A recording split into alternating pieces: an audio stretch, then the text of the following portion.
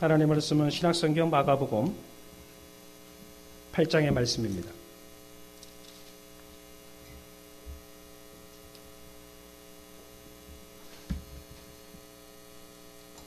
마가복음 8장 34절에서 37절의 말씀까지 저와 여러분이 한 절씩 교독을 하겠습니다. 34절에서 37절의 말씀입니다. 무리와 제자들을 불러 이르시되 누구든지 나를 따라오려거든 자기를 부인하고 자기 십자가를 지고 나를 따를 것이니라.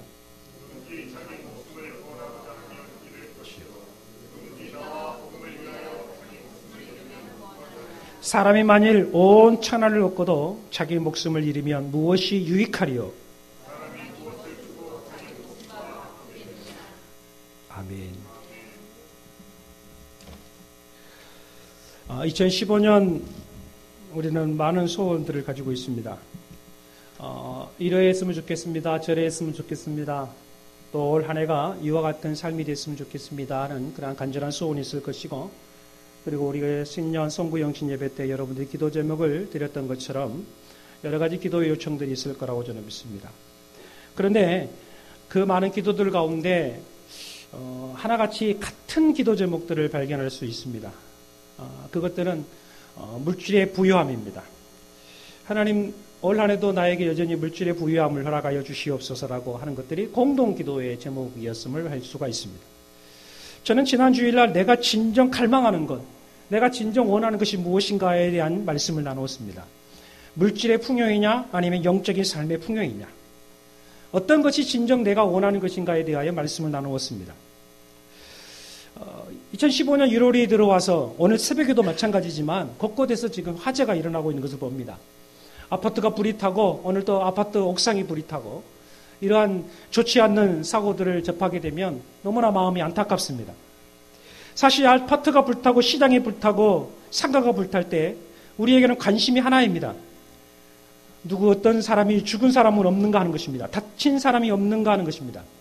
그리고 심지어는 만약 우리 친척이나 가족이 있다면 제일 먼저 생각하는 것이 생사 확인일 것입니다. 정말 괜찮은 것인가 하는 것이죠. 그것에만 초점이 있습니다. 그런데 이상한 점 하나가 있어요. 그것은 뭐냐면 화재가 나기 전 사람들의 관심은 생명이 아닙니다. 사람의 관심은 오직 숨겨놓은 금괴에 있습니다. 창고 안에 또 어떤 금괴 안에 들어져 있는 금가락지 몇 개입니다. 심지어는 몇 달 동안 쓰고 싶은데 쓰지 않고 모아두었던 그 돈, 그거를 가지고 뭔가를 내가 정말 사고 싶은 것들을 샀던 그 물건이 전부였습니다.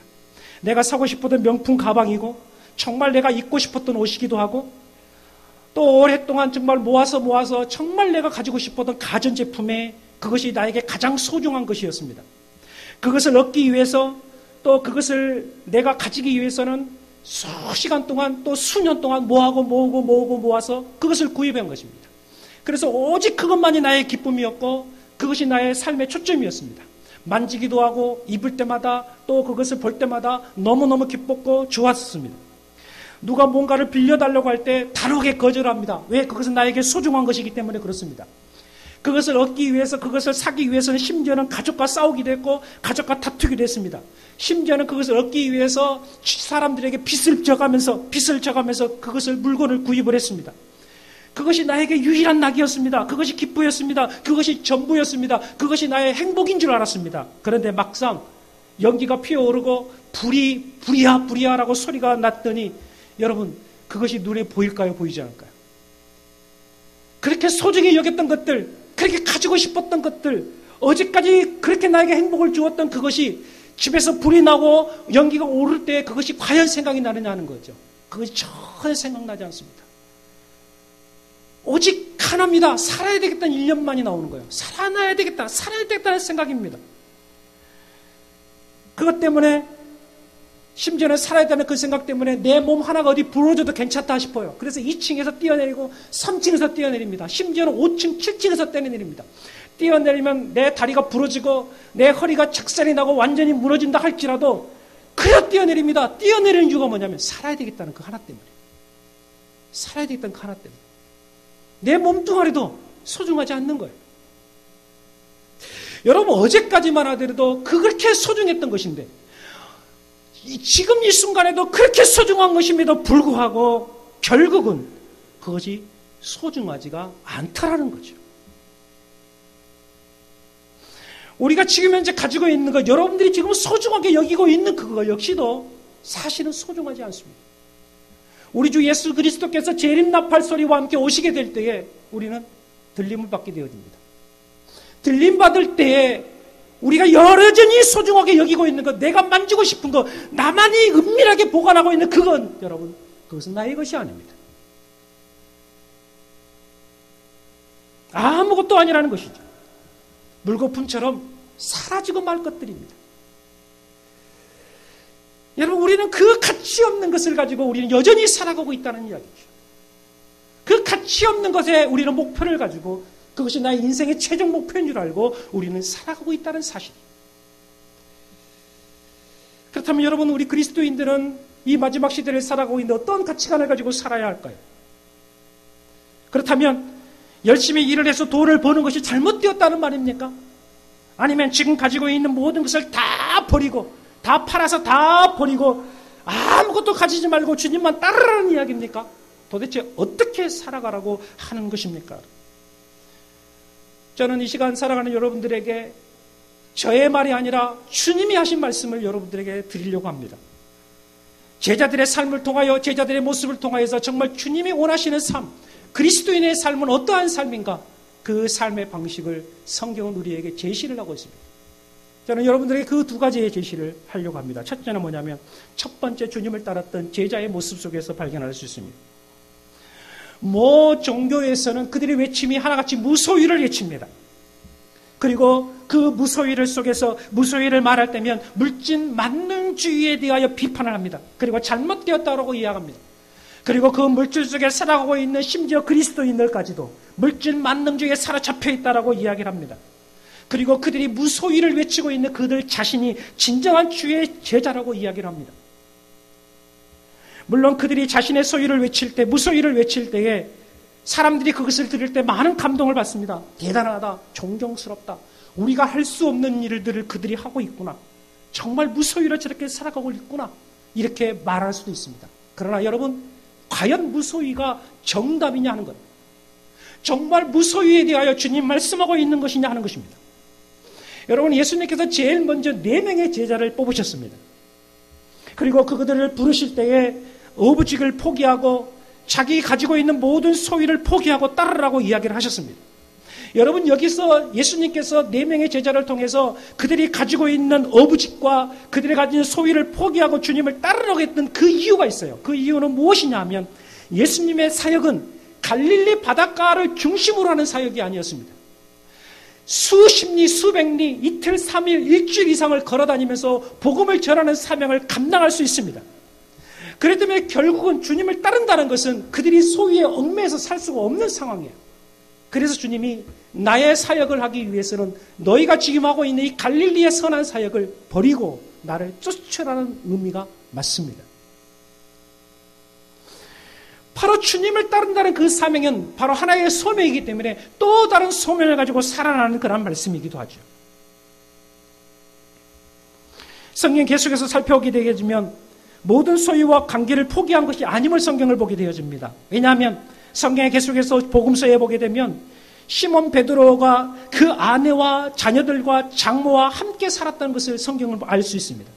시몬과 안드레의 집에 갔다라고 복음에 말씀하고 있고, 심지어는 장모가 병이 들었을 때 예수님이 찾아가셔서 그 장모의 병도 고쳐주었다는 기사도 있습니다. 그럼 결국은 시몬 베드로에게 여전히 그의 집과 소유와 자녀가 있었다는 이야기지요. 그리고 또 성경에 보게 되면 제자들이 수없이 배를 탔다라는 기사가 있습니다. 배를 수없이 반복해서 탔다라는 내용을 보게 될 때, 여러분, 이 배는 과연 누구의 배였을까 하는 것입니다. 지금도 배라는 개념은 굉장히 중요한 위치에 속해 있습니다. 우리에게 있어서 자가용이 중요한 것처럼 그 당시 배는요, 재산 목록 1호였습니다. 그렇다면 예수님과 제자들이 탄 배는 과연 누구의 배였느냐 이 말이에요. 만약에 다른 사람의 배였다라고 한다면 그 배의 선장이 분명히 기록이 되어 있을 터인데, 예수님이 탔던 제자의 배는 선장에 누가 기록했다고 없습니다. 즉 예수님의 제자들이 탔다라고 있어요. 그렇다면 예수님과 제자들이 탔던 그 배는 제자들 중에 한 사람의 배였다라는 것을 우리가 알게 됩니다. 그럼 결국은 그 역시도 그들은 그 배를 소유하고 있었다는 의미이고, 또 하나는 예수님께서 부활하신 후에 갈릴리 바다에 오셨을 때에 베드로와 다른 제자들이 고기를 잡기 위해서 배를 타고 있었다고 이야기합니다. 그렇다면 그들이 타고 있었던 배는 과연 누구의 배였을까 하는 것입니다. 여러분, 이것을 전적으로 다 보는 결론은 뭐냐 하면 마가복음 10장 28절을 보면 우리가 모든 것을 버리고 주를 따랐나이다 라고 말을 하면서 우리가 가진 모든 것을 팔았습니다 라는 단어가 아니라는 뜻이에요. 요한복음 19장 26절 이어보면 예수님께서 십자가상에서 자기의 어머니를 사랑하는 제자 요한에게 의탁하는 것을 보게 됩니다. 그때 예수님께서는 사랑하는 요한에게 이렇게 말합니다. 요한아, 보라, 너의 어머니다라고 하면서 그 다음 구절에 보면 요한이 마리아를 자기 집으로 모셔가서 모셨다라고 기록하고 있습니다. 그리고 그의 전통 계속해서 그 역사서를 보게 되면 요한은 그 마리아가 돌아가실 때까지 집에서 정말 잘 모셨다라고 구전에 기록이 되어 있는 것을 발견할 수 있었습니다. 여러분, 그렇다면 이러한 말을 할 수 있습니다. 제자들은 소유를 가지고 있었지만, 분명히 소유를 가지고 있었습니다. 그러나 소유를 가지고 있었지만 그들은 소유를 버린 사람들이었습니다. 여러분, 이게 이해가 되십니까? 소유를 가지고 있는 사람이었지만 그들은 소유를 버린 사람들이었다는 거예요. 이 말은 무슨 말이냐면 그들이 소유를 가졌지만 그들은 소유에 매이지 아니했다는 것입니다. 그 소유에 자기의 인생을 걸지 않았다는 이야기입니다. 마치 소유를 가졌지만 그 소유를 버린 자처럼 살아갔다는 이야기입니다. 사도 바울은 이 부분을 명확하게 설명합니다. 내가 모든 것을 배설물처럼 버렸다는 것이에요. 배설물처럼 버렸다는 것은 자신의 그 소유 가치관을 배설물처럼 여겨버렸고 마치 소유가 없는 사람과 같은 삶을 살았다라고 성경은 말씀하고 있는 것입니다. 바로 이것이 첫 번째 따랐던 제자들의 모습이에요. 가지고 있었음에도 불구하고 그것이 아닌 것처럼, 가지고 있지 않은 것처럼 그들은 늘 그리스도 안에서 살아갔다. 주님이 주신 사명을 위해 살아갔다. 주님의 사역을 우선권을 놓고 살아갔다는 이야기입니다. 여러분, 소유에 매여 있는 자는 언제나 주님의 사역과 정 부딪힘이 생깁니다. 사역이 먼저냐, 소유가 먼저냐, 이것이 항상 싸우게 되어 있습니다. 그러나 주님이 진정 원하시는 선한 사역의 제자는 사역에 더 매진하고 사역의 우선권을 둔다는 사실을 우리는 첫째 발견할 수 있습니다. 두 번째로는 두 번째 제자의 종류의 모습을 발견할 수 있습니다. 예수님은 12명의 제자를 뽑았습니다. 그리고 함께 동고동락을 했습니다. 그런데 예수님을 따랐던 그 무리는 비단 12명의 제자뿐만 아닙니다. 수많은 무수한 무리들이 예수님을 따랐다고 했습니다. 그래서 한 성경에는 70인의 제자가 있었고, 한 성경에는 120명 성도의 제자들이 있었고, 또 한 성경에는 500명의 제자가 있다고 했어요. 이처럼 예수님의 주변에는 많은 제자들이 있었는데, 많은 사람들이 따르고 있었는데, 그렇다면 12명의 선택받지 못했던 제자들은 어땠겠냐 이 말이에요. 예수님으로부터 선택받았던 12명의 제자들은 예수님과 3년 6개월 동안 함께 동고동락을 하며 삶을 살았습니다. 그러나 그 외의 사람들은, 그 외의 제자들은 어떻게 있을까요? 예수님을 따랐지만 그들은 집이나 일터로 돌아가서 경제적인 생활을 할 수밖에 없었다는 이야기입니다. 그렇다면 그들은 예수님의 제자가 되지 못했기 때문에, 12무리에 들어가지 못했기 때문에 그들은 어쩌면 그들의 마음속에 실망도 있을 수도 있을 것입니다. 우리가 잘 아는 제자 중에 한 사람, 나사로라는 사람입니다. 예수님이 얼마나 사랑했는지 그를 친구처럼 여겼고 늘 정말 사랑했던 사람이었습니다. 그런데 그 나사로는 12명의 제자에 들어가지 못했어요. 막달라 마리아, 자신의 모든 것을 다 내려놓았던 그 여인 아닙니까? 마르다 역시도 주를 위해 헌신하게 충성했던 사람 아닙니까? 그리고 문둥병에 걸렸던 시몬도 마찬가지입니다. 바디메오도 마찬가지입니다. 특별히 거라사 지역에서 귀신 들려서 예수님을 만나서 치유를 받았던 이 젊은이입니다. 그가 귀신 들려서 거라사 지역에서 방황할 때 예수님을 만나서 그 고침을 받았습니다. 그래서 그 고침받음 속에서 예수님 앞에 덥석절을 하면서 무릎을 꿇고 외칩니다. 주님, 내가 주님을 따르기를 원합니다. 내가 주님을 따르기입니다라고 원합니다라고 했을 때 예수님께서 그래 하지 않았습니다. 아니다. 너는 나를 따라올 수 없다라고 했어요. 집으로 돌아가라 했습니다. 집으로 돌아가라. 그리고 주님께서 하나님께서 너에게 하셨던 이 큰 일들을 너희 가정과 너희 식구들에게 전하라. 너희 이웃들에게 전하라고 하면서 예수님은 그를 보내셨습니다. 여러분, 예수님은 두 가지의 일을 하셨어요. 제자들을 선택을 해서 나를 따르라고 하셨고, 또 예수님께서는 또 하는 제자들을 집으로 가라라고 이야기했습니다. 과연 이것이 어떤 의미입니까?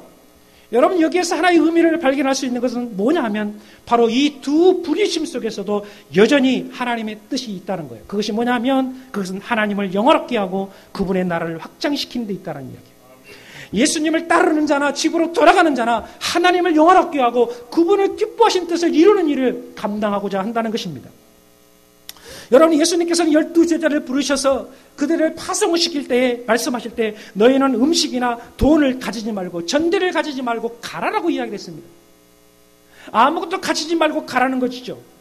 그리고 한 다음에 예수님이 그 다음 구절에 보면은 너희를 영접하는 자의 집에 들어가서 거기서 식사를 하고 잠을 자기도 하고 삶을 살아가라라고 이야기를 했어요. 여기서 두 부류의 제자가 발견할 수 있습니다. 첫 번째 종류는 바로 첫 번째 종류, 자기의 모든 소유를 다 버리고 주님을 온전히 따랐던 이 제자들의 생존을 위해서는 두 번째 제자들, 바로 두 번째 제자들의 공급이 필요하다는 거예요.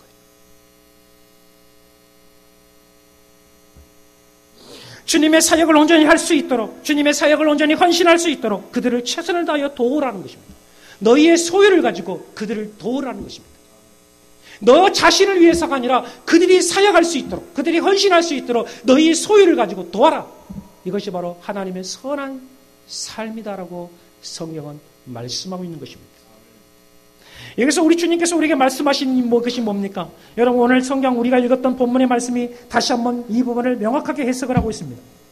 우리가 읽었던 마가복음 8장 34절 37절에 보게 되면, 다시 한번 보게 되면, 무리와 제자를 불러이르실 때 누구든지 나를 따라오거든 자기를 부인하고 자기 십자가를 지고 나를 따를 것이니라. 누구든지 자기 목숨을 구원하고자 하면 잃을 것이요 누구든지 나와 복음을 위하여 자기 목숨을 잃으면 구원하리라. 사람이 만일 원천을 얻고도 자기 목숨을 잃으면 무엇이 유익하리요? 사람이 무엇을 주고 자기 목숨과 바꾸겠느냐라고 말합니다. 여기서 예수님께서는 네 가지 용어를 사용하셨습니다. 잃다라는 용어와 얻다라는 용어, 주다라는 용어, 바꾸다는 용어입니다. 잃다, 얻다, 주다, 바꾸다. 여러분, 이 용어는 어떤 용어냐면 경제적인 용어입니다. 무엇인가 잃었다, 경제적인 소유를 잃었다는 거죠. 얻었다, 경제적으로 뭔가를 얻었다는 것입니다. 주다라는 것은 경제적으로 무엇을 주다라는 것입니다. 그리고 뭔가 바꾸다는 것은 경제적인 용어입니다. 예수님께서는 이 경제적인 용어를 사용하셨다는 것은 뭐냐면 우리가 경제적인 삶이 얼마나 중요한지를 알고 계셨다는 이야기예요. 그런데 여러분, 이 말씀을 하시면서 주님이 더 하시고자 하는 말이 있어요. 그것은 뭐냐 하면 우리가 이 경제적인 용어를 늘 수시로 사용하고 있지만 우리는 창조주 앞에 서게 되면, 창조주 하나님 앞에 서게 되면 이러한 것들이 아무런 소용이 없다는 것입니다. 천국에서는 더 이상 잃을 것도 없고, 천국에서는 더 이상 얻을 것도 없고, 천국에서는 더 무엇과도 바꿀 수 없는 그 무엇을 다 누리는 삶을 살아간다는 것을 주님이 암시하고 있는 것입니다. 그렇기 때문에 하나님의 백성들은 세상에 속해있는 경제적인 삶이 아니라 하나님의 백성으로서 하늘의 소망을 들고, 하나님의 소망을 들고 하나님의 영광을 위해 살아가라는 거예요. 하나님의 영광을 위해 살아가는 것은 함께 섬기며 함께 나누며 살아가는 이야기입니다. 서로를 돌아보며 서로에게 공급을 해주며 살아가는 이야기입니다. 물질의 소유로 인하여 전전긍긍하지 말고, 물질이 있음으로 없음으로 괴로워하거나 울고 웃고 하지 말고, 그것이 자랑거리가 되지 말고 오직 하나님의 영광을 위하여 하나님의 선한 사역을 위해서 살아가라, 이 말. 주님께만 집중하며 살아가라는 말씀입니다. 그래서 주님 말씀합니다. 먹든지 마시든지 무엇을 하든지 하나님의 영광을 위해서 살아라. 마가복음 10장을 보게 되면 우리가 너무나 잘 알고 있는 젊은 부자 청년이 나옵니다. 여러분, 우리가 부자 청년을 이야기할 때면 가끔 이 성경의 내용에 있어서 놓치고 가는 게 있습니다. 그것이 뭐냐 하면 예수님은 과연 부자 청년을 내치셨는가 하는 것입니다. 그런데 마가복음 10장 20절에 21절에 보게 되면 예수님이 부자 청년을 보실 때 이렇게 기록합니다. 그를 보시고 사랑하사라고 기록했어요. 그를 보시고 사랑하사. 여러분, 예수님께서 수많은 사람들을 만났어요. 병든 자, 가난한 자, 부자, 많은 소유를 가지고 있는 자. 그런데 예수님께서 그를 보시고 사랑하사라고 기록하고 있는 단어는요, 찾아보기 어렵습니다. 그러면 예수님께서 이 부자 청년을 바라볼 때 그를 사랑했다는 것은 굉장히 특별한 단어예요. 우리는 이것을 놓쳐요. 예수님이 그 부자 청년을 바라볼 때 그의 마음의 중심을 보았습니다. 그 마음 중심에 무엇을 보았느냐면 그가 젊었을 때, 어렸을 때부터 얼마나 하나님 앞에 성실한 삶을 살았는지를 보았습니다. 율법을 말씀하실 때 부자 청년은 말합니다. 내가 그 율법을 다 지켰습니다라고 했어요. 정말 그는 성실했습니다. 하나님 율법에서 그는 정말 온전한 마음으로 살았어요. 예수님이 그것을 인정을 하셨어요. 그래, 나도 너를 안다는 거예요. 그래서 예수님이 그를 사랑했어요. 그런데 그 진실한 사랑 속에서 예수님은 그를 더 사랑해서 예수님이 그에게 요구합니다. 마가복음 10장 21절에 너가 아직도 한 가지 부족한 것이 있으니 가서 내게 있는 것을 다 팔아 가난한 이들에게 나누어 주라. 그리고 그리하면 하늘의 보화가 내게 있으리라. 그리고 와서 나를 따르라. 여러분, 예수님께서 이 부자 청년을 바라볼 때 단순히 물질만 보는 줄 아십니까? 너가 물질의 소유가 많으니 그 물질을 가난한 이들에게 다 나눠주고 나를 쫓으라. 그 일념 하나만 봤을까요? 여러분, 그가 아니에요. 그 사람 예수님께서 일꾼으로 사용하려고 그 젊은이 한 명 불러서 예수님 뭐 하겠다는 거예요. 여러분, 그거 아니거든요. 그 젊은이가 가지고 있는 그 물질의 부유함이 얼마나 많겠습니까? 여러분, 예수님은 우주 만물의 창조주이시고 우주 만물이 다 주의 소유예요. 예수님 말씀 한마디 믿는 이 돌덩이가 금덩어리가 될 수 있고요. 이 돌멩이가 다이아몬드가 되게 하시는 거예요. 그게 예수님의 능력이에요. 그런데 부자 청년이 가지고 있으면 얼마나 많은 것을 가지고 있겠어요. 그런데 예수님께서는 그 소유를 팔아서 가난하게 나눠주고 나를 쫓으라는 이 메시지는 과연 그 젊은이가 가지고 있는 이 물질이 필요했을까요? 많은 사람들이 그것을 놓친다는 거예요. 우리가 이 부자 청년을 들을 때마다 그것 때문에 기분 나쁜 이유가 바로 그거예요. 하나님께 내가 가지고 있는 게 얼마나 된다고 나 것을 다 포기하고 예수님을 따르라고? 그것 때문에 기분 상한 거예요. 그래서 이 부자 청년에 대한 설교만 하면 기분 나빠서 듣고 싶지가 않아요. 대다수 사람들이 그러는 거예요. 여러분, 예수님이 하시고자 하는 것은 뭐냐면 그것이 필요해서가 아니에요. 그를 사랑해서예요. 그를 사랑해서예요. 그를 사랑해서 예수님 말씀합니다. 너가 아직도 한 가지 부족하다. 그러면서 그 말씀합니다. 하늘에서 보화가 내게 있으리라. 너가 가지고 있는 것보다 100배, 1000배, 10,000배 엄청난 그 보화가 너에게 주어질 것이다라고 주님은 그걸 주기를 원하셨다는 이야기입니다.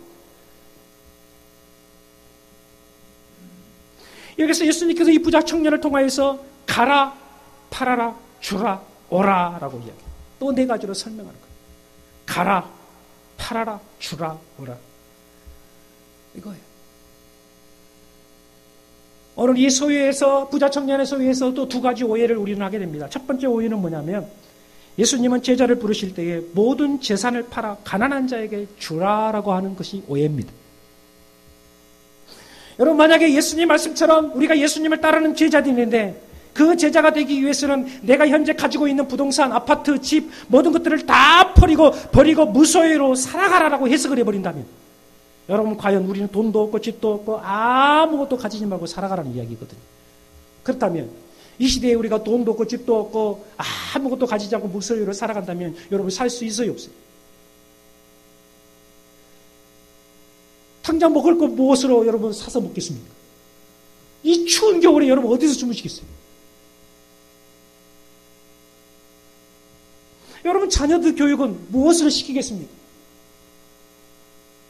자녀 교육은 어떻게 여러분 시키겠어요? 뭔 돈으로 시키시겠어요?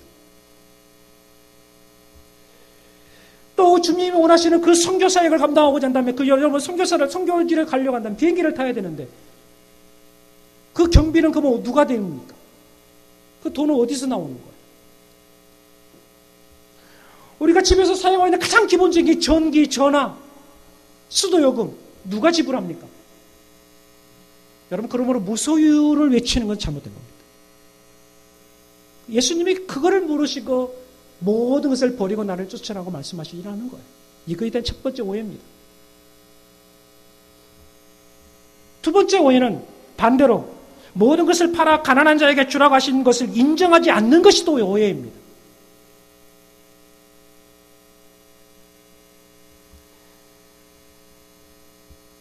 (18세) 된 웨셀이라는 여배우가 있습니다. 그 웨셀이라는 여인은 이렇게 간증을 했어요.